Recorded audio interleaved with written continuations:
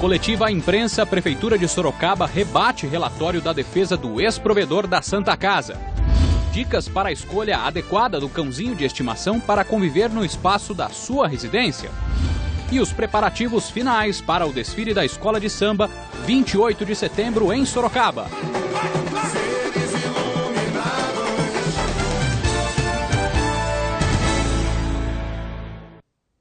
Olá, boa noite. A polícia ouviu hoje 2 funcionários da Santa Casa de Sorocaba. Os depoimentos deles também confirmam a informação da auditoria feita a pedido da Prefeitura da cidade, supostas irregularidades na gestão passada. Agora à tarde, em coletiva à imprensa, a administração municipal da cidade rebateu o relatório da defesa do ex-provedor da Santa Casa e apresentou ainda um balanço de melhorias durante o primeiro ano de requisição.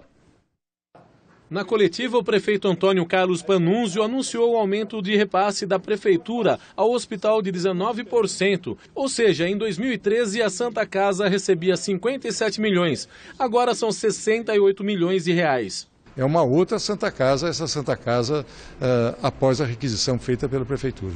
Fizeram questão de divulgar o número de leitos que aumentou. Eu diria que o aumento foi de 180 leitos para 233 leitos, só aí são 25% de aumento no número de leitos do município. Durante a coletiva, o prefeito de Sorocaba também falou sobre o relatório de defesa entregue pelo advogado do ex-provedor da Santa Casa, José Antônio Faziabem. No documento, ele alega que o resultado da auditoria foi divulgado sem medir consequências. O fato é que nós apresentamos o resultado de uma auditoria de uma empresa devidamente constituída, reconhecida, que foi contratada depois de um processo de licitação e apresentou um relatório conclusivo. A auditoria encomendada por Faziabem desmente a irregularidade apontada pelo executivo sobre a incineração de documentos. O ex-provedor afirma que 5 anos é o prazo para dar fim aos arquivos. A legislação é muito clara com relação aos prazos que todos os documentos, notadamente de órgãos que trabalham com o setor público, ela tem por obrigação guardar todos os documentos contábeis que podem ser amanhã ou depois objeto de uma devassa, de uma investigação. Empréstimos para funcionários foi uma outra questão justificada pela auditoria de Faziabem. Como se trata de recursos públicos, a ninguém é dado o direito de repassar recursos do SUS para financiamento para terceiros, seja para comprar um carro próprio, seja para reformar o guarda-roupa, ou seja mesmo para pagar alguma dívida que um cidadão particular tenha. O auditor fez questão de anexar o ofício feito pelo promotor de justiça Jorge Marum sobre o arquivamento do inquérito que foi instaurado após uma reportagem exibida com exclusividade aqui na TV Sorocaba SBT sobre o suposto desvio de aproximadamente 5 milhões de reais. O dinheiro deveria ter sido usado para a compra de um acelerador linear para tratamento contra câncer, aparelho que até hoje não existe, mas parece que o setor de oncologia está esquecido. Na condição de requisitante, eu não estou habilitado a fazer investimentos. Na área de investimentos, por exemplo, se for construir um prédio, ampliar um prédio, eu posso reformar, porque eu preciso manter em condições o prédio. Mas investir, eu não tenho autorização legal para isso. Na sexta sentença, a Justiça Federal condenou mais 2 policiais que foram presos durante a Operação Darkside, realizada em 2013. Eles são suspeitos de manter um esquema de extorsão e tráfico de drogas. As penas variam entre 21 e 28 anos de prisão. Os réus foram condenados a regime fechado. Na época, a operação resultou em 19 mandados de prisão preventiva. 5 homens foram presos em flagrante, além de 6 investigadores que trabalhavam no DENARC da capital e um policial civil de Sorocaba. Outro policial, Glauco Fernando Santos Fernandes, foi absolvido em relação aos fatos descritos na denúncia. Já o 4º policial denunciado, o processo foi desmembrado e gerou outra ação penal envolvendo exclusivamente este policial.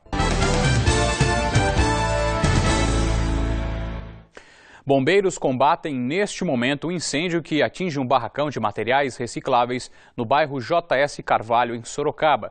Segundo os bombeiros, a área atingida é de aproximadamente 400 metros quadrados. Felizmente, ninguém ficou ferido. O Corpo de Bombeiros informa ainda que o local estava arrombado e que o incêndio pode ter sido criminoso. Um homem foi morto a facadas pelos dois irmãos na Vila Palmeira, em Itapetininga. Segundo a polícia, a vítima teria chegado drogada em casa e teria agredido a mãe. Os irmãos, para defender a mulher, agrediram o homem. Ele foi atingido por 4 facadas nas costas e no braço. Os suspeitos estão foragidos. Em Várzea Paulista, uma mulher foi baleada pelo ex-namorado. Segundo a polícia, o crime foi na Vila Real, quando a vítima e uma amiga voltavam de carro de uma festa. Elas foram surpreendidas pelo suspeito, que disparou várias vezes contra o veículo. A ex-namorada está internada no Hospital São Vicente de Jundiaí com uma bala na cabeça. A amiga levou um tiro na perna, foi encaminhada ao hospital da cidade e passa bem. O autor dos disparos continua foragido. Em Ibiúna, uma adolescente de 14 anos denunciou à polícia que foi estuprada por um homem de 32 anos, amigo do pai dela, em agosto do ano passado. Segundo a polícia, ela contou que está esperando um filho dele, mas que ainda não fez os exames que comprovassem a gravidez. Ainda de acordo com a polícia, ela não teria contado antes, pois teria sofrido ameaças. O suspeito, em depoimento, confirmou o ato sexual, mas disse que foi com o consentimento da vítima. O caso foi registrado como estupro de vulnerável. E um acidente entre um ônibus e um caminhão deixou 8 pessoas feridas em Cesário Lange. O coletivo bateu na traseira do caminhão na altura do quilômetro 140 da rodovia Castelo Branco, no sentido da capital. Todas as vítimas receberam atendimento no local e a pista não precisou ser interditada.